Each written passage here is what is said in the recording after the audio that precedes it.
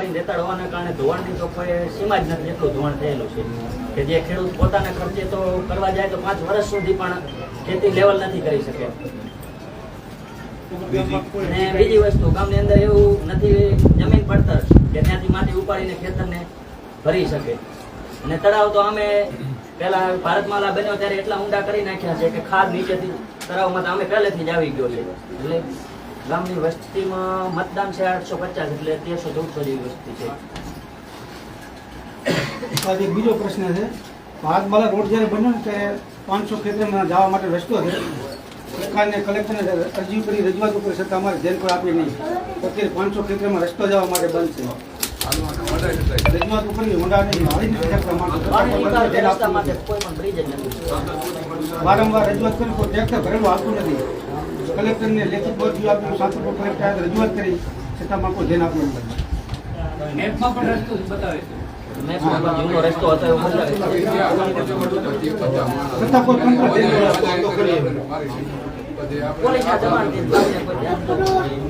ગમે તે હાલ સરકારી લાઈન પાઇપલાઈન નીકળે કે પોલીસના દબાણ તો એમને સાથે રાખીને આપતા જ હોય છે. એના બાબતમાં છે તો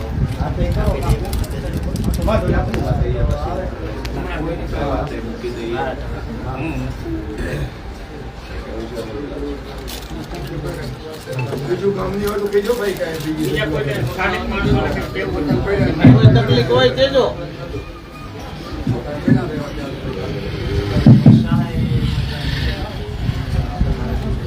માઇક ની જરૂર છે કે કામ સંભળાય છે? માઇક થી મજા આવશે.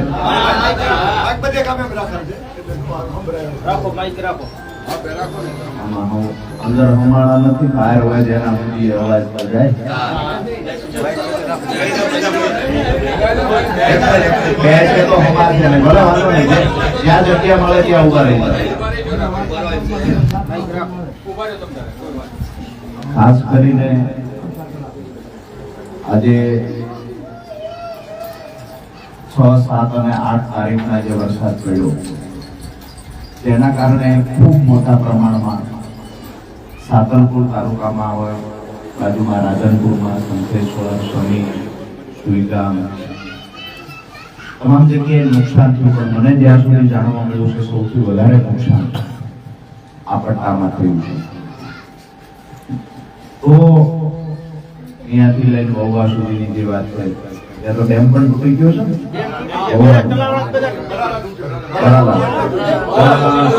પણ તૂટી ગયો.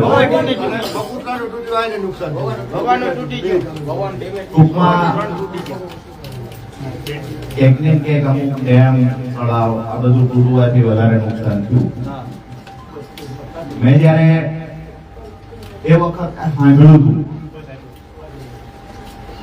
અતિવૃષ્ટિ થઈ, પૂર જેવી પરિસ્થિતિનું નિર્માણ થયું, અલગ અલગ કાર્યક્રમો હતા, પણ એની વચ્ચેથી નક્કી કર્યું ખરેખર સતત અહીંયા બાબુજીની વાત હોય કે પછી ભાઈ વિપુલજીની વાત હોય, આના સંપર્કમાં તો રહેતા હતા.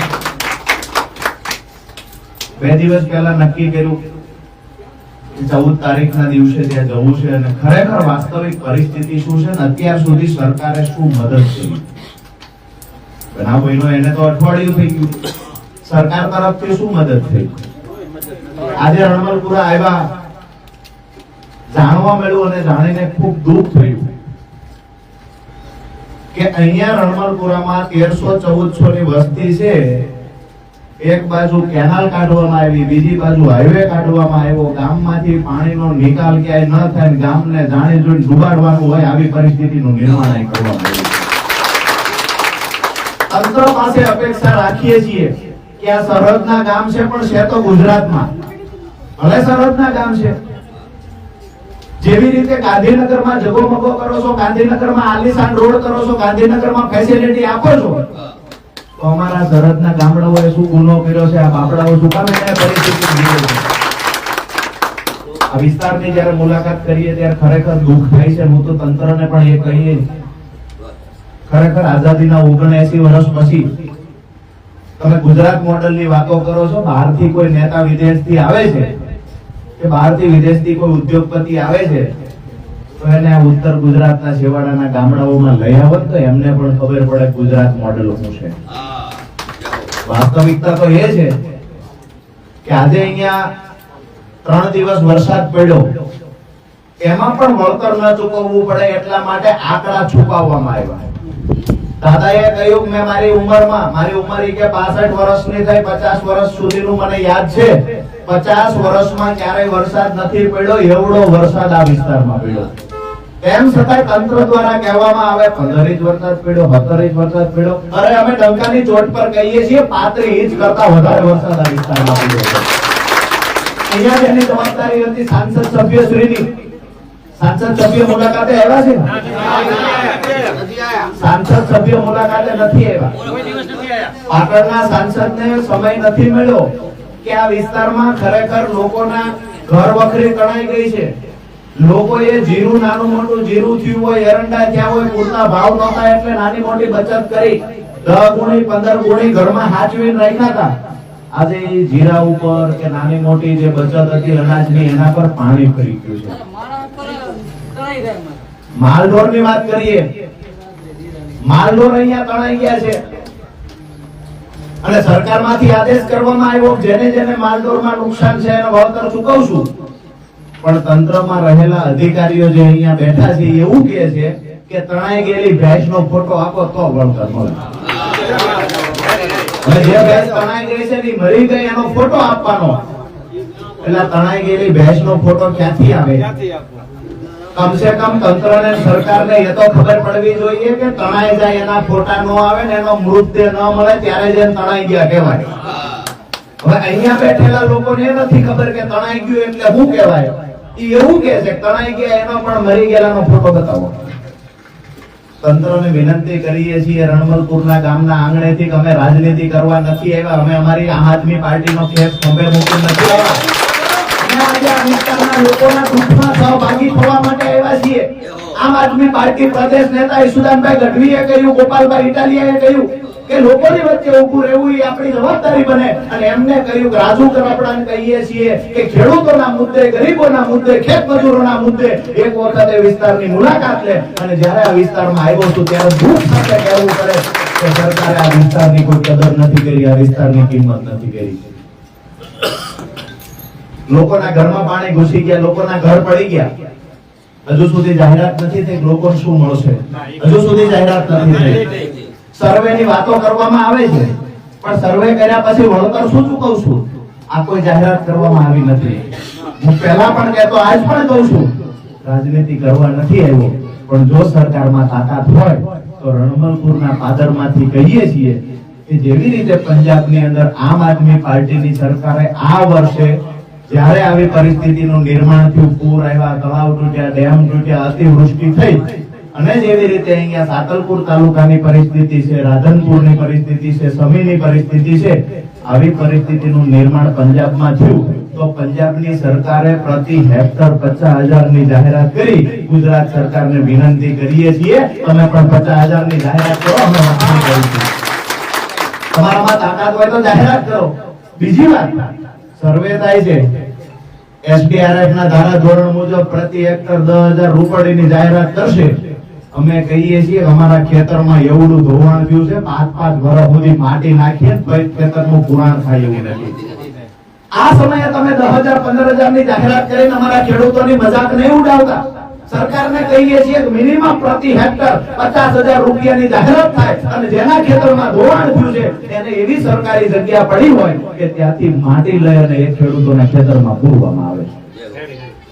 બાકીની વાત રહી હજુ સુધી કેશ ડોલની જાહેરાત કરવામાં નથી. અહીંયા આવીને મુલાકાતો કરવાના નાટકો આજુબાજુના તાલુકાઓમાં થાય છે. કેશ ડોલની તો અઠવાડિયુંથી જાહેરાત નથી કરી. કેમ ભાઈ? અમારો સાતલપુર તાલુકો ગુજરાતમાં નથી આવતો? અમે તમને મત નથી આપ્યા? સાંસદ સભ્ય કહીએ છીએ કે અહીંયા પ્રભારી મંત્રી આવે છે એ માત્ર આવીને ફોટો સેશન કરીને જતા રહે છે. જગદીશ વિશ્વકર્મા ફોટો સેશન કરીને જતા રહ્યા અને તમે આવ્યા હતા તો એટલું તો કહો કે અહીંયા કેશ ડોલ શું આપવાના છીએ. આવ્યા છો તો એવી 5 ઘરની મુલાકાત લઈને તલાટીને કહો જેના ઘર પડી ગયા છે એને ઘર બનાવવાની વ્યવસ્થા કરી આપે. આ તંત્ર દ્વારા હજુ સુધી થયું નથી. સમી અને સંકેશ્વરને તો નુકસાનમાં સમાવેશ પણ નહોતો કર્યો.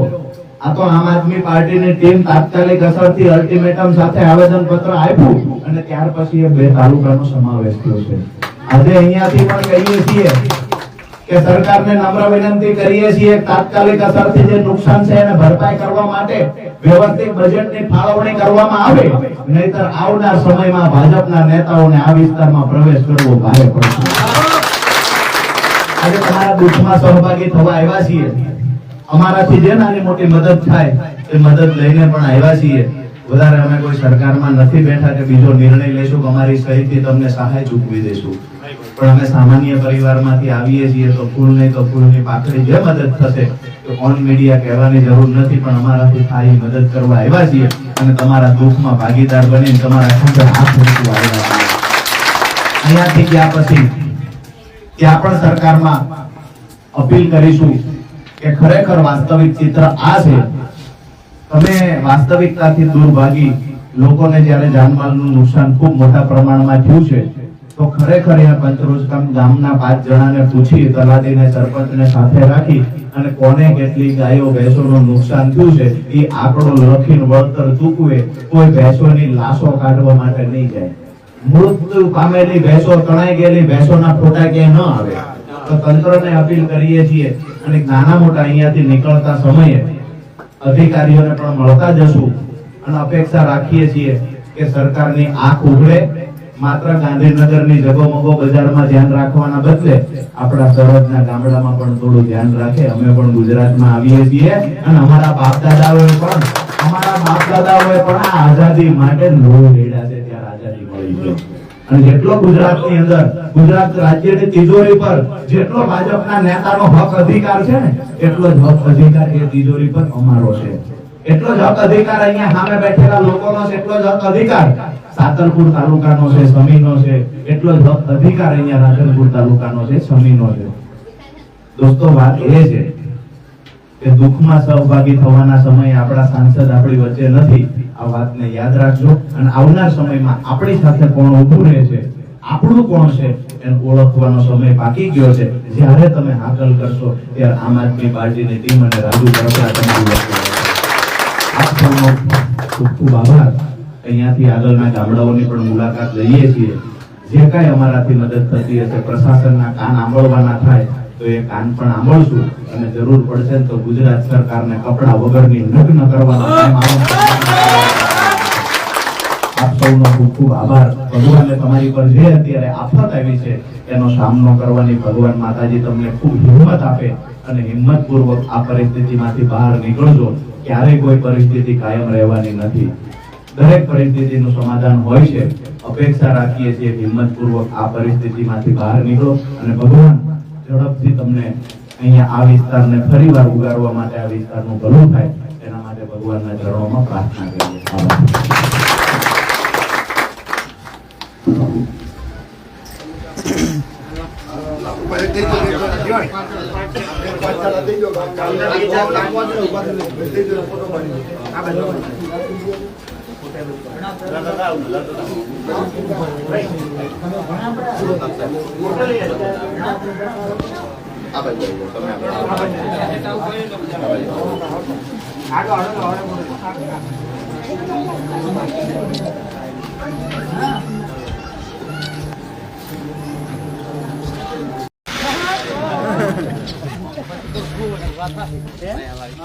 બાયક ની વ્યવસ્થા નથી એટલે દૂર ઉભા ભાઈઓ એનપા ઘડીક ગયા આવે તો વાત સાંભળી દૂર ઉભા નહીં સાંભળી હતા.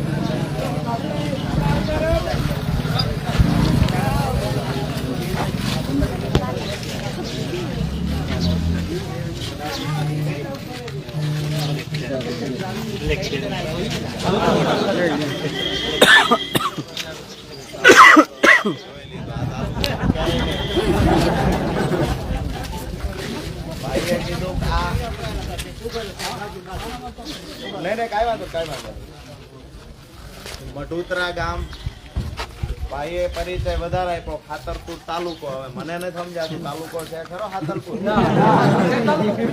તમને એવું લાગે છે ખાતરપુર તાલુકો?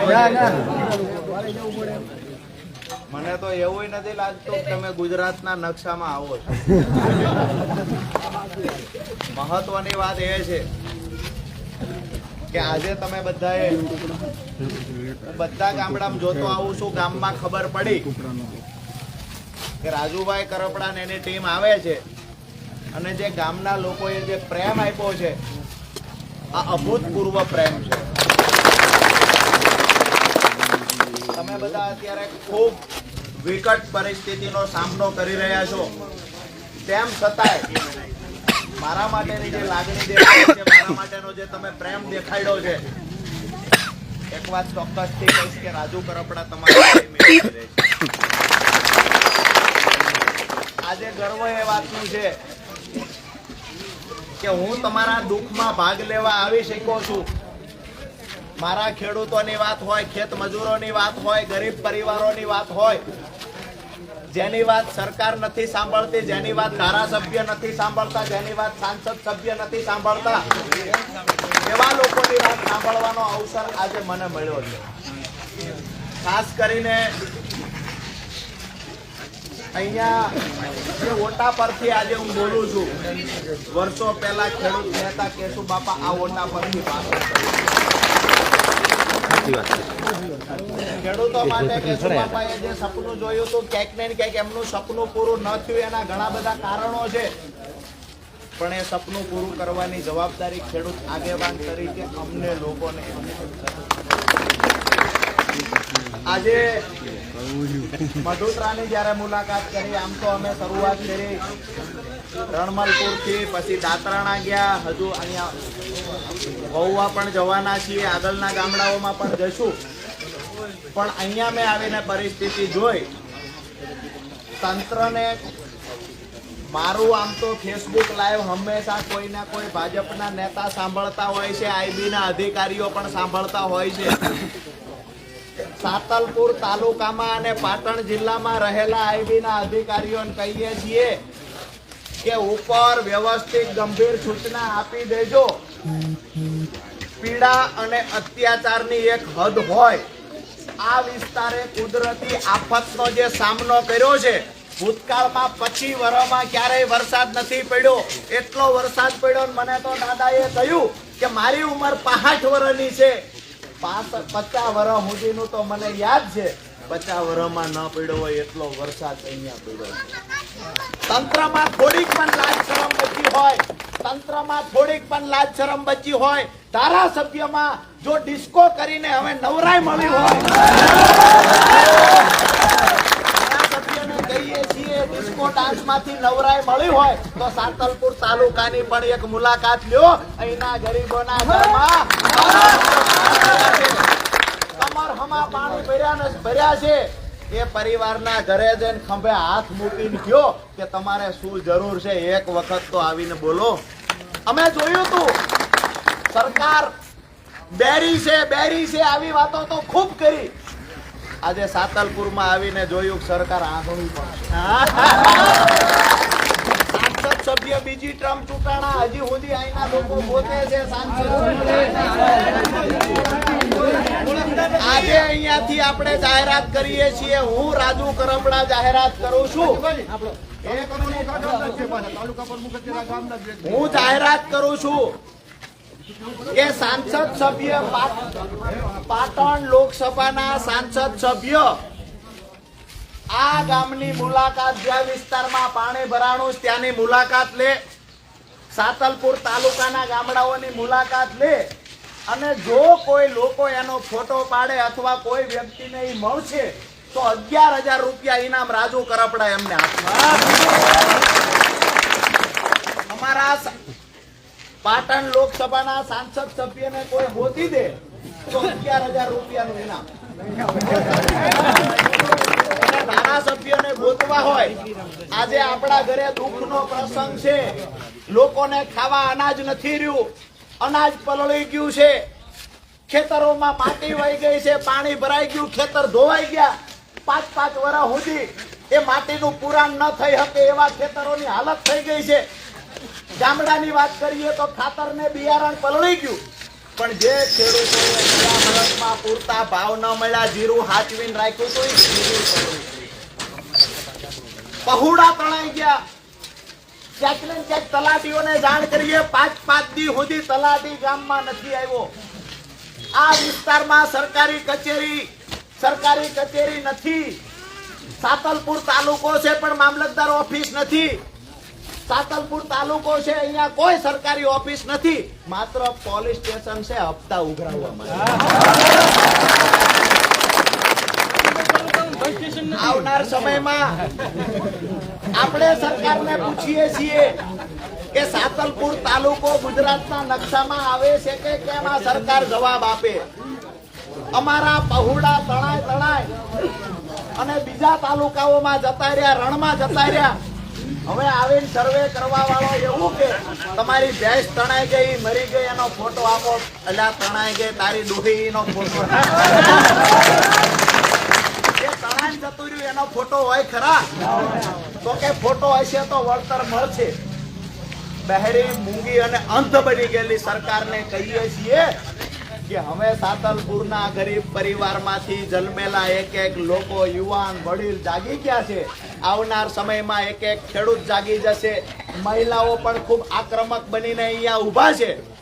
તંત્રને વિનંતી કરીએ છીએ, ટૂંક સમયની અંદર જેવી રીતે પંજાબમાં આમ આદમી પાર્ટીની સરકારે ખેડૂતોને પાક નુકસાન ગયું, અતિવૃષ્ટિ થઈ, આવી જ હાલત થઈ, પાણી ભરાઈ ગયા ખેતરોમાં, તો પંજાબની સરકારે પ્રતિ હેક્ટર 50,000 રૂપિયાના પાક નુકસાન વળતરની જાહેરાત કરી. અહીંયાથી ગુજરાત સરકારને કહીએ છીએ, સહાયના નાટકો, આ સર્વેના નાટકો બંધ કરો. ખેતરે જવાના સર્વેના નાટકો થઈ રહ્યા છે, બંધ કરો. પીજીવીસીએલ વાળા અમારા વિસ્તારમાં હોય, તમારા વિસ્તારમાં યુજીવીસીએલ વાળા. હવે જ્યારે લાઈટ 5 દી નો આવે ને આપણે પૂછીએ કેમ નથી આવતી, તો કે પૂર આવ્યું ને થાંભલા પડી ગયા. રોડ વાળાને કહીએ તમે બધા, તો કે અમારા રોડ તૂટી ગયા, તળાવો તૂટી ગયા, ડેમ તૂટી ગયા. હવે સર્વે શેનો કરવાનો? તોય સરકાર એમ કે છે નુકસાન થયું કે કેમ એનો સર્વે કરવો પડશે. એટલે અહીંયા 4000 એકર જમીનમાં પાણી ભર્યું છે, તમને દેખાતું નથી. આખા વિસ્તારની અંદર પાણી ઘૂસી છે, તમને દેખાતા નથી. જો તમને નહીં દેખાતું હોય તો આવનાર સમયમાં કેમ દેખાડવું નહીં અમને સારી રીતે આવે. અને આપના માધ્યમથી સરકારને આજે મારી વાત પૂરી કરતા પહેલા સરકારને અહીંયાથી ટકોર કરીએ છીએ, આવનાર સમયમાં આ વિસ્તારના ખેડૂતોને પાક નુકસાનનું વળતર, એની સાથે જેની જમીન ધોવાણ થયું છે એનું વળતર, જેના જીરું ખાતર પડ્યા છે, ઘર વખરી પલળી છે, એના માટે કેશ ડોલ આપવામાં આવે. જેના ઘર પડી ગયા છે એને 2,000, 1,500 ની સહાય નહીં, એને 1.5 લાખની સહાય સરકાર તરફથી. અને જો કદાચ સરકાર આવું કરવામાં આનાકાની કરે છે તો આવનાર સમયમાં તમે બધા જો હાકલો કરીને કહેતા હોય તો અહીંયા 5,000 થી 10,000 લોકોની સંખ્યા સાથે મહાસભાનું આયોજન પણ આપણે. જો તમે બધા હાકલો કરીને, બે હાથ ઊંચા કરીને કહો સરકાર ના માને, તો એને મનાવી છે. તમે ભેગા રહેજો, જવાબ ફડાવી નાખવે. બધા સહમત છો? સરકાર પ્રેમથી માની જાય તો ભલે, તો અમારે નવરાય નથી અમારું ખેતર મૂકીને આંદોલન નથી કરવા. પણ સરકાર ન માને તો એને કહીએ છીએ કે જેનો દિવસ નહોતો આથમતો એ અંગ્રેજોની ઓલાદને પણ આ દેશમાંથી ભગાડવાનું કામ મારી સામે રહેલા ખેડૂતોના બાપ દાદાઓએ કર્યું. એ વડીલોના વંશજ છીએ જેને અંગ્રેજોને પણ આ દેશમાંથી ભગાડ્યા છે. અમે એ પૂર્વજોના વંશજ છીએ હસતા મોઢે દેશને બચાવવા માટે ફાંસીના માથડે ટીંગાઈ ગયા છે. ભાજપની આપણને ડરાવશે, ધમકાવશે. અહીંયા કોઈ રજૂઆત કરવા જાય તો બે વ્યક્તિ આવીને કે ભાઈ રજૂઆત ના કરો, ધ્યાનમાં રાખશે તમને. અરે એને કહો કે અમે ધ્યાનમાં રાખ્યા, હજી એવીમાં સામાન પેક કરીને નીકળતા. આપણી માંગણીઓ છે એને લઈ અને આવનાર દિવસોમાં સ્થાનિક કક્ષાએ રજૂઆત થશે. ત્યાં પણ ગાંધીનગર જઈને પણ રજૂઆતો કરવામાં આવશે અને આગળનો જે કાર્યક્રમ આપણે નક્કી કરશું એ દિશામાં આગળ વધશું. અહીંયા અમે નાની મોટી જે મદદ કરવા આવ્યા છીએ, પેલું આપણું સટર્યું અહીંયા જ છે ને. અમે સરકારમાં નથી બેઠા, અમે સહી કરવી અને તમને સહાય મળી જશે એવું નથી. અમે પણ તમારી જેમ એક ગરીબ પરિવારમાંથી આવીએ છીએ, અમે પણ એક ખેડૂતના દીકરા છીએ.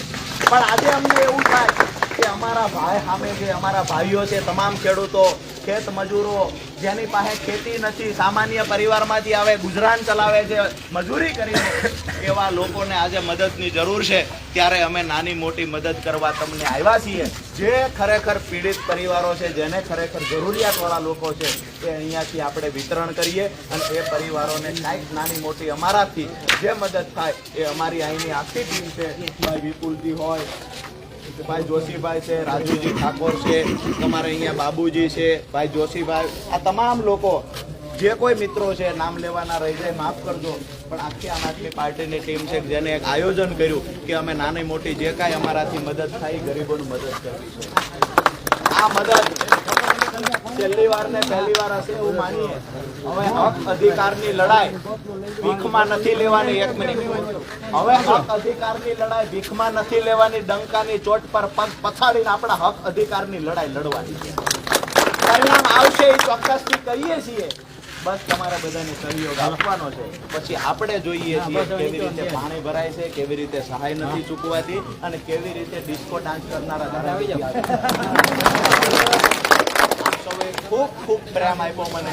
એ બદલ આપનો કાયમી ઋણી છું અને હૃદયથી આભાર માનું. અહીંયા જ્યાં પાણી પેલા ઘરોમાં ભરાયા છે ત્યાં આપણે ટ્રેક્ટર લઈને એ લોકોના ઘરે જઈએ છીએ. અહીંયા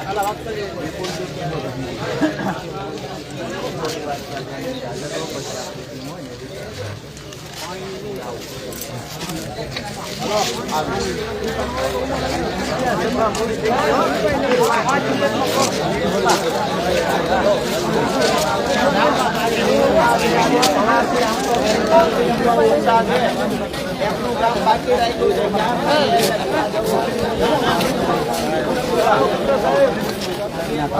જય જવાન, જય કિસાન, જય જવાન, જય કિસાન.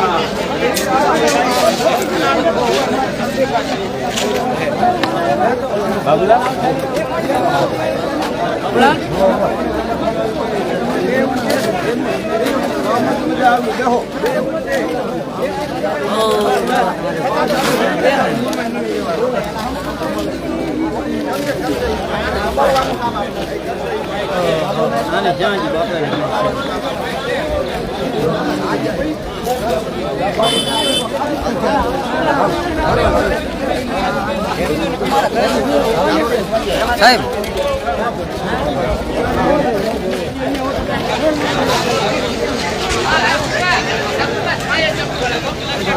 પેલા બંધ કરી નાખ. બધું થાય છે.